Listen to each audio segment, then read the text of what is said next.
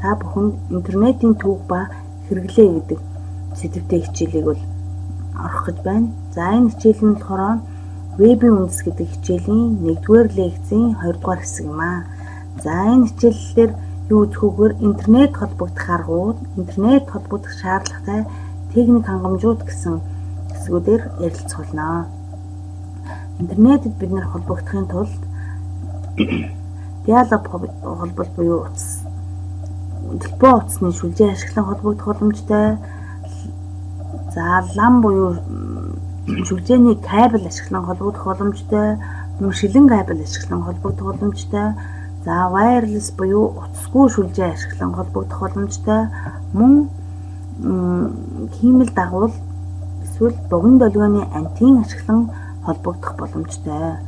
За эдгээр холболтуудаас бид нар бол диалог буюу телефон утасны шүлжээ ашиглан холбогдоход бид компьютер, телефон утасны шүлжээ, интернет үйлчилгээ үзүүлэгч ямар нэгэн интернет сервис провайдер компани, интернетийн шүлжээ гэх мэт зүйлүүд бол шаардлагатай. За энэ диалог холболт нь болохоор бусад интернетийн холболтуудыг бодвол удаан боловч төлбөрийн хувьд хямд байх магадaltaй. За дараагийн нэг холболт бол шилэн кабель буюу кабель ашиглан холбогдох. За энэ газар доогуур шилэн кабель татах шаардлагатай. Компьютерт холбогдохын тулд ямар нэгэн модем шаардлагатай. Энэ холболтын давуу тал нь болохоор диалог холболтоос илүү хурдтай ийм холболт байдаг.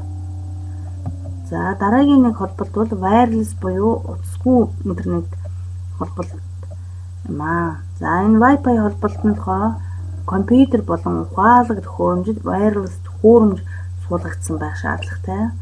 За бид нэр одоо жишээ нь ухаалаг утаснуудаар маань энэ төхөөрөмжүүд бол суулгадан ирсэн байдаг. За утасгүй шүлжээнээс тухайн төхөөрөмжид дохио хүлээн авч интернет холбогдно. Шүлжээнд нэвтрэхийн тулд бид нар ямар нэгэн нууцлалтай юм уу эсвэл чөлөөтэйгээр нэвтрэх боломжтой. За wireless холболт нь орчин үед бол маш их хэрэглэгдэж байгаа утасгүй интернет холболт юм аа. За дараагийн нэг холболт бол хиймэл дагуул ба богино долгионы антенн ашиглан интернет холбогдох арга юм аа. Хиймэл дагуулын систем ашиглах нь дэлхийн гаднах тойрог замд байрлуулсан хиймэл дагуулаас дохио хүлээн авч интернет холбогдох боломжтой юм аа. За энэ болохоор нэлээд өндөр үн өртгөр туссан тийм холболт юм аа. За дараагийнх нь богино долгионы антенн ашиглан холбогдох. Хиймэл дагуулыг бодвол хямд төсөв боловч ерөнхийдөө үнэтэй бусад одоо шилэн кабель, утасгүй интернет, телефон утасны холболтуудыг бодвол ерөнхийдөө тийм үнэтэй холболт юм. Энэ нь бол тодорхой антеннаар долгионыг хүлээн авах боломжтой. Хаана хэрэглэгдэх вэхээр нуур, цөөрөн, өндөр уул зэрэг газруудын хооронд мэдээлэл солилцоход бол үр дүнтэй юм холболт юм аа. За тэгэхээр бид нэр интернет холбогдохын тулд дараах боломжуудаар холбогдох хэрэгтэй байна. Нэгдүгээр нь хиймэл дагуул, богино долгионы антенн ашиглан холбогдох, wireless буюу утасгүй шүлжээ ашиглан холбогдох, телефон утасны шүлжээ ашиглан холбогдох, LAN буюу ямар нэгэн кабель ашиглан холбогдох гэх мэтчлэн ийм холболтуудаар бид нар интернетэд холбогдох боломжтой юм байна. За интернет холбогдсоны тулд бид нар зайлшгүй ямар техник хангамжууд байдгийг бэ гэдгийг бол мэдэх шаардлагатай. За энэ техник хангамжуудаар хамгийн ихний ойлголт бол шүлжээний карт буюу ноутбук интернет карт юм аа. За энэ шүлжээний карт нь болохоор тухайн төхөөрөмжийг шүлжээнд холбогдоход бол шаардлагатай техник хангамж юм. За энэ хаяг нь болохоор үйлдвэрээс гарахдаа MAC буюу Media Access Control гэсэн ийм хаягтай байдаг. За энэ хаяг нь болохоор тухайн шүлжээний картыг үйлдвэрлэхэд үйлдвэрт цорын ганц одоо давтагдахгүйгээр тийм солигдохгүйгээр хийж өгсөн хаяг байдаг. Энэ хаяг нь бол хизээж солигдохгүй тийм. За бид нар энэ өөрийн компьютерийнхоо тэр суулгасан шүлжээний картны MAC хаягийг бол харах боломжтой юм аа. За ингэж харахын тулд бид нар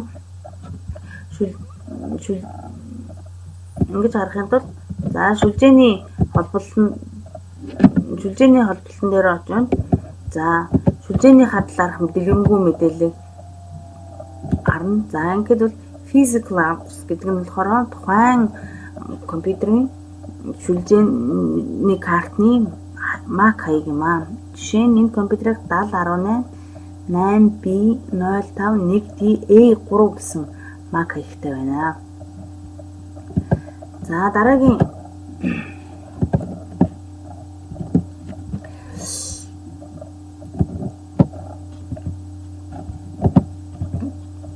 за бид нар дараад нь шүлжээнд холбогдохын тулд шүлжээний төхөөрөмжүүдийг бол нэг нь авч үзэж байна. За энд бол роутер буюу замчлагч. За энэ зурган дээр болохоор тухайн шүлжээнд ашигласан роутер бол энд байна. За энэ роутер нь болохоор шүлжээний дээр болж байгаа шүлжээний төхөөрөмж нь мэдээллийн хэсгүүдийг шүлжээнээс шүлжээнд дамжуулах үүрэгтэй бөгөөд ямар замаар дамжуулбал найдвартай хурдан очихыг тооцоолдог. Мэдээллийг дамжуулахдаа хүлээн авагчийн буюу интернет протокол хаягийн дагуу шийдэл гарган дамжуулдаг. Илгээгдсэн багц өгдлийг хаана дамжуулахыг бол тодорхойлдог ийм төхөөрөмж юм байна. За тэгэхээр энэ төхөөрөмж нь болохоор гаднаас за энэ мэдээллийг ийм MAC хаяг, ийм IP адрестай компьютер руу дамжуулна гэдгийг тооцоолоод яаж дамжуулах тэрийгэ хаб руу ингээд шилжүүлдэг ийм төхөөрөмж юм байна. За дараагийн нэг төхөөрөмж бол хаб юм аа. Хаб нь олон порт буюу холбоостой байдаг. За порт тэгэхээр нэг компьютер дээр маш олон нэг хаб дээр маш олон компьютеруудыг бол интернет орохоор холбож болдог. За тухайн мэдээллийг нэг порт нь хүлээж аваад бүх портрууд руугаа илгээх замаар мэдээллийг дамжуулдаг. Боловтой зарчимтай бөгөөд мэдээллийг нэг нэгээр нь дамжуулдгаараа удаан үйл ажиллагаатай ийм төхөөрөмж юм аа. За хаб нь болохоор дээр үдийг ашиглаж ирсэн. За дараагийн нэг төхөөрөмж бол bridge буюу гүүр юм аа. Гүүр нь шүлжээний хэсгүүдийг шүлжээний загварын 20 дугаар шатны төвшөнд холбодог. Хабаас ялгаатай нь мэдээллийг бүх порт руугаа цэцдэг. Мэдээллийг хүлээж аваад цааш нь ямар хаяг руу аль порт руу гаргахыг холбон дамжуулдаг. Үүний тулд аль порт дээр ямар MAC хаягтай төхөөрөмж байгааг бүртгэж аваад мэдээлэл илгээсэн портонд холбосон хөрөмжийн мэдээллийг шалгах замаар хүргэдэг ийм ухаалаг төхөөрөмж юм аа. Жишээ нь энэ дээр бол энэ bridge нь болохоор энд холбогдсон тэгээд шүлжээнд холбогдсон компьютерууд болон төхөөрөмжүүд нэгдгэн ирсэн мэдээллийг аль MAC адрестай төхөөрөмж рүү явуулахыг тооцоолж мэдээлэл явуулдаг ийм төхөөрөмж байна. Дараагийн нэг төхөөрөмж бол switch буюу гүүр юм аа. Bridge буюу гүүртэй төстэй ажилладаг боловч хамаагүй олон порттой төдийгүй шүлжээний олон түвшинд ажиллан олон төрлийн үүрэг гүйцэтгэдэг ухаалаг төхөөрөмж юм аа. 4, 8, 16, 24, 32, 64 гэсэн портуудтай байх бөгөөд шүлжээг лог хэсгүүдэд хуваах, портуудыг нийлүүлэх, MAC хаягийг хязгаарлах, шүлжээний үйл ажиллагааг хянах гэмчлэн олон төрлийн үйл ажиллагаатай төхөөрөмж. Ихэнх шүлжээнүүд нь одоо switch-ийг ашиглаж байгаа бөгөөд 10, 100, 1000 мегабит секунд хурдаар pulled apps буюу зэрэг дамжуулан замаар гормоор мэдээллийг дамжуулах чадвартай ийм төхөөрөмж байх нэ. За тэгэхээр орчин үед бол switch-ийг ашиглаж байгаа юм байна. За дараагийн нэг ойлголт болохоор портууд юм аа. За тэгэхээр энэ лекцнэр порт эсвэл холбоос гэж яриад байна. За тэгэхээр switch, bridge, hub энэний ард байдаг бусад төхөөрөмжүүдийг одоо шүлжээнд холбох кабелийн хийх боломжтой энэ жижиг зүйлийг бол порт буюу холбоос гэж нэрлэдэг байна. За тэгэхээр энэ нь болохоор тухайн портынх нь гэрэл нь ингээд ас шунтраад байдаг. Энэ нь болохоор энэ портуудаар мэдээлэл урсаж байгааг бол илэрхийлдэг ийм зүйлийг бол илэрхийлдэг юм аа.